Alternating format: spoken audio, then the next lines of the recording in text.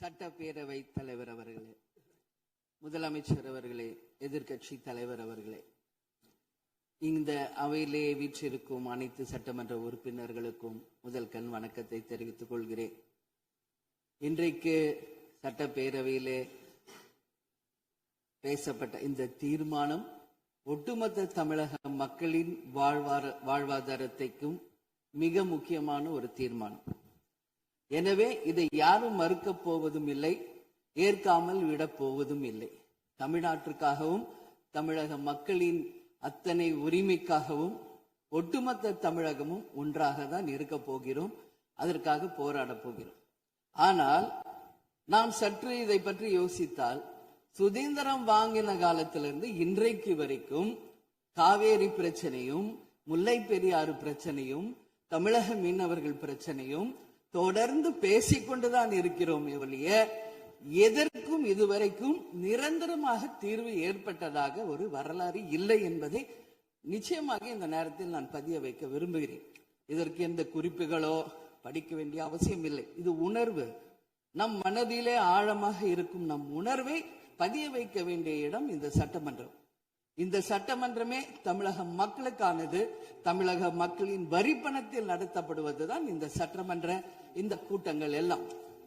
அப்படி இருக்கையில் தமிழக மக்களின் உரிமையை நாம் ஒவ்வொரு முறையும் நம்மை சுற்றி இருக்கின்ற மாநிலங்களிடம் போய் கேரளா, கர்நாடகா, ஆந்திரா, இன்னொரு பக்கம் மீனவர்களுக்காக ஸ்ரீலங்கா என்று தொடர்ந்து கேட்டுக்கொண்டுதான் இருக்கிறேன். ஒழிய தன்னிறைவு பெற்ற ஒரு மாநிலமாக தமிழ்நாடு என்றைக்கு வரப்போகிறது என்பதை தான் நான் இந்த நேரத்தில் சிந்திக்கிறேன். ஏன்னா நம்மை சுற்றி இருக்கின்ற நமது தலைவர்கள் எல்லாருமே இந்த பிரச்சனைக்காக, அம்மையார் புரட்சி தலைவி ஜெயலலிதா அவர்கள் காவேரிக்காக உண்ணாவிரதம் இருந்தாங்க, முதலமைச்சராக இருந்து. கலைஞர் அவர்கள் இதற்காக பல போராட்டங்கள் நடத்தினார். அண்ணன் ஸ்டாலின் அவர்கள் பல தீர்மானங்களை நிறைவேற்றி இருக்கிறார்கள். அது மட்டும் இல்லை, இதுவரைக்கும் முதல்வராக இருந்த அத்தனை பேருமே இதற்காக நாம பேசி இருக்கிறோம், போராடுகிறோம், சட்ட ரீதியாக நாம் அதற்கான தீர்வுகளை காண்கிறோம். அது மட்டும் இல்லை, காவிரி மேலாண்மை ஆணையம் ஒரு தீர்ப்பு சொல்றாங்க, உச்ச நீதிமன்றம் ஒரு தீர்ப்பு சொல்றாங்க. எதுவும் பேசியும் இதுவரைக்கும் தீர்வு இல்லை. இப்பொழுது முதல்வராக பதவியேற்றிருக்கும் சிவகுமார் அவர்கள் சொல்றாரு, நாங்க பேச தயாராக இருக்கிறோம் என்று. நமது முதல்வரும் சிவகுமார் அவர்களும், நான் என்ன சொல்றேன், இது எல்லாரும் மக்களுடைய, இப்போ இந்த அவை இது முக்கியமான சட்டமன்றம். இங்க வந்தவொன்னு எல்லாருக்கும் என்ன கொடுக்கறாங்க? தண்ணி தான் கொடுக்கறாங்க. அப்போ ஒவ்வொரு மனிதருக்கும் தண்ணி தான் முக்கியம். இன்னைக்கு காவேரி தாயின்னு தான் நம்ம சொல்றோம். ஒரு தாயின் ஒரு குழந்தைக்கும் எப்படி தாய்ப்பால் இன்றியமையாதோ அது பாருங்க, அத்தனை பேரும், அது விவசாயிகளா இருக்கட்டும், குடிமக்களாக இருக்கட்டும், இங்கு மிக முக்கியமானது குடிதண்ணீர். நீரின்றி அமையாது இவ்வுலகு. அதனால முதல்வர் அவர்களே, உங்களை நான் கேட்டுக்கிறது, எப்படி மின் மிகை மாநிலமாக தமிழகத்தை உருவாக்கணுமோ அது மாதிரி மின் மிகை நீர் மேலாண்மையை நாம் நிச்சயம் உருவாக்க வேண்டும் என்று கேட்டுக்கொள்கிறேன். மழை நமக்கு ஒரு கொடை, கடவுள் கொடுத்தது. அதற்கு இனி வர இருக்கும் மழை காலத்திற்கு முன் அதற்கான தீர்வுகளை நாம் ஏற்படுத்தி எங்கெல்லாம் தமிழ்நாட்டின் நதிகளை இணைக்க வேண்டும். சும்மா நம்ம போய் பக்கத்து ஸ்டேட்டுக்கிட்டே தண்ணி கொடுங்க, டேம் கட்டாதீங்க கேட்டுக்கிட்டே தான் இருக்கோம், எதுவுமே நடக்கல. அதனால சொல்றேன், தன்னிறைவு மிக்க மாநிலமாக நம் தமிழ்நாடு உருவாக வேண்டும் என்று மாண்புமிகு முதல்வர் அவர்களை நான் கேட்டுக்கிறேன். தமிழ்நாட்டில் இருக்கிற நதிகளை நாம் இணைப்போம், எல்லா இடத்துலையும் தூர்வாருவோம். வரப்போகும் மழைக்காலத்திற்குள்ள அந்த நீரை எப்படி சேமிக்க வேண்டும் என்பதை நாம முடிவு செய்யணும். வீணாக கடல்ல போய் நீர் கலக்கிறத தடுத்தாலே தமிழ்நாடு மின்மிகை நீர் மேலாண்மை நிச்சயம் வரும் என்பதை தெரிவிச்சுக்கிறேன். இதுல யாருக்கும் எந்த மாற்று கருத்தும் இருக்காது. தமிழ்நாடின் உரிமை என்றைக்கும் நாம் விட்டு தர முடியாது.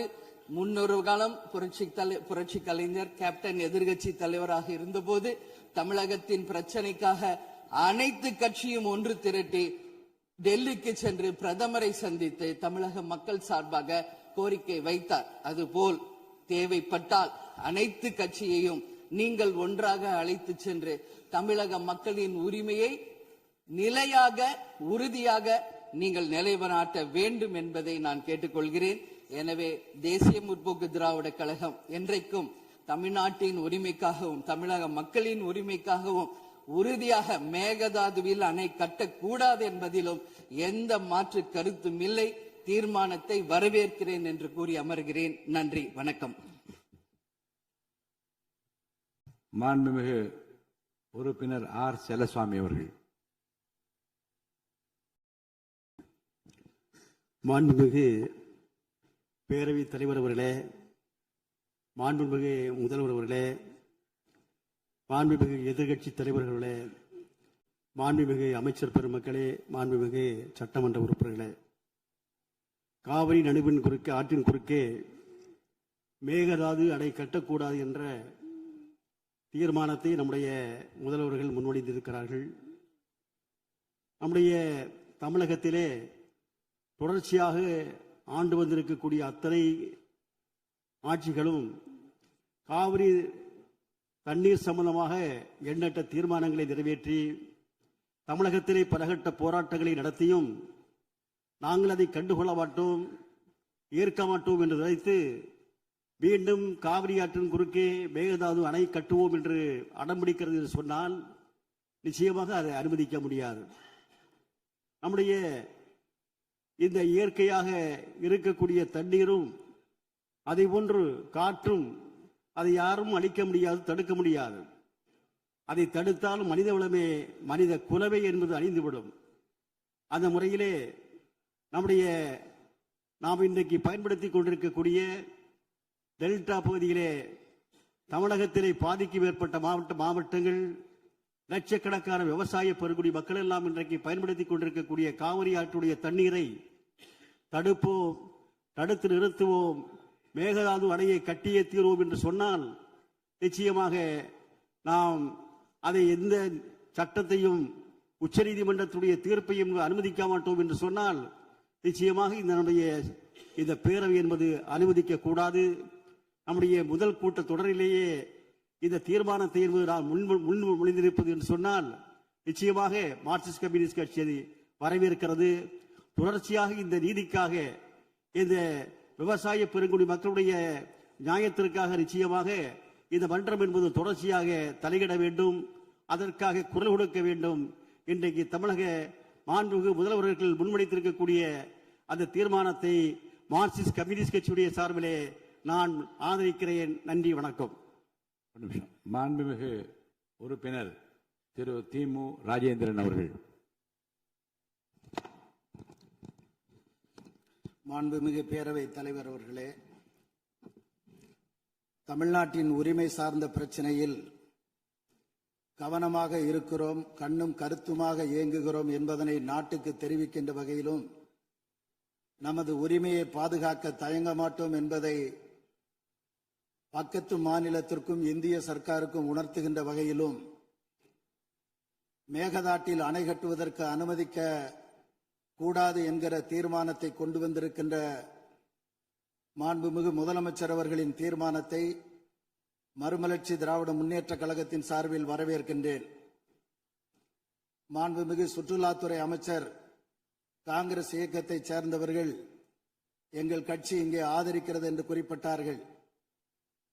கவலைக்குரிய செய்தி என்னவென்றால், இன்றைய கர்நாடக முதலமைச்சர் மே 22 கொள்ளைகாலில் பேசுகிற போது 67.14 டிஎம்சி தண்ணீரும் 400 மெகாவாட் நீர்மின் உற்பத்தியும் வழங்கக்கூடிய மேகதாட்டு அணையை கட்டுவதற்கான டிபிஆர் விரைவு திட்ட அறிக்கை தயார் செய்யப்பட்டுக் கொண்டிருக்கிறது. மத்திய நீர்வளத்தின் அனுமதியை பெற்று உடனடியாக பூமி பூஜை தொடங்கும் என்று அறிவித்தார்கள். வெட்ட வெளியில் செய்தியாளர்களிடத்தில் அறிவித்தார்கள்.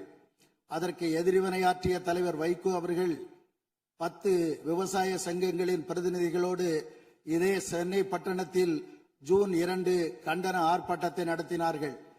கவலைக்குரிய செய்தி என்னவென்றால், 40 ஆண்டுகளாக தமிழகத்தின் பெருமைக்குரிய ஆட்சியை தந்த திராவிட முன்னேற்ற கழகமும் அனைத்திந்திய அண்ணா திராவிட முன்னேற்ற கழகமும் எண்ணற்ற சட்ட போராட்டங்களை நடத்தி மக்களை அணிதிரட்டி காவிரி நதிநீரில் நமக்குரிய உரிமையை குறைந்தபட்சம் இவ்வளவு உண்டு என்று நிலைநாட்டி காட்டி இருக்கிறார்கள் என்பதை வரலாற்றில் எவரும் மறைக்க முடியாது. அது உண்மையானதும் கூட. அப்படி குறைந்தபட்ச நீர் உரிமையை நிலைநாட்டி இருந்தாலும் கூட 40 ஆண்டுகளில் என்ன நிலைமை என்றால், தமிழ்நாட்டில் 15.85 லட்சம் ஹெக்டேர் சாகுபடி பாசன பரப்பு தரிசாக கிடைக்கிறது காவிரி டெல்டா பகுதியிலே. கர்நாடகாவில் என்ன நிலைமை என்றால், 40 ஆண்டுகளுக்கு முன்பு 9.96 லட்சம் ஹெக்டேர் தான் அதனுடைய பாசன பரப்பு. 40 ஆண்டுகளுக்கு பிந்தைய இன்றைய நாளில் அதன் பாசன பரப்பு எவ்வளவு என்று கேட்டால் 38.25 லட்சம் ஹெக்டேர் ஆகும். அப்படி என்றால் காவிரி ஆற்றை எவ்வாறெல்லாம் கர்நாடக அரசு தனக்கு மட்டுமே சொந்தம் என கொண்டாடி வருகிறது என்பதனை தெரிந்து கொள்ள முடியும். எனவே திராவிட முன்னேற்ற கழக அரசு, அனைத்து இந்திய அண்ணா திராவிட முன்னேற்ற கழக அரசு மாறி மாறி நிலைநாட்டி இருக்கிற இந்த குறைந்தபட்ச காவிரி நதிநீர் உரிமையையும் இழந்து விடாமல் பாதுகாக்க வேண்டும். 67 டிஎம்சியை மேகதாட்டுவிலே நிறுத்தி கொண்டு விட்டால், ராசிமணலிலே தடுப்பணை கட்டுவோம் என்று அறிவித்திருக்கிற அதே கர்நாடக அரசு அதிலும் 12 டிஎம்சி தண்ணீரை நிறுத்தி கொண்டு விட்டால், காவிரி நடுவர் நீதிமன்ற ஆணையின்படி வரவேண்டிய 177 டிஎம்சி தண்ணீரை எவ்வாறு தமிழ்நாட்டிற்கு கொடுக்க முடியும்? ஆகவே தமிழ்நாடு அரசு இன்றைக்கு அறிவித்திருக்கிற இந்த தீர்மானத்தை மேலும் அழுத்தம் கொடுங்கள். இந்திய ஒன்றிய அரசின் அனுமதி இல்லாமல் கர்நாடக அரசு அணை கட்ட அனுமதிக்க கூடாது என்று தீர்மானத்தில் இருக்கிறது. ஆனால் நாங்கள் தெரிவிக்க விரும்புவது, இந்திய ஒன்றிய அரசும் கூட தமிழ்நாடா கர்நாடகாவா என்று வருகிற போது அவர்கள் கர்நாடகா பக்கம்தான் பலமுறை சாய்ந்திருக்கிறார்கள் என்பதை கவனமாக தமிழ்நாடு அரசு மனதிலே வைத்திருந்து செயல்பட வேண்டும் என வலியுறுத்தி, உங்கள் மாண்புமிகு தமிழ்நாடு முதலமைச்சர் சமர்ப்பித்திருக்கிற இந்த தீர்மானத்தை மறுமலர்ச்சி திராவிட முன்னேற்ற கழகத்தின் சார்பில் முழுமையாக வழிமொழிகிறேன். வணக்கம். மாண்புமிகு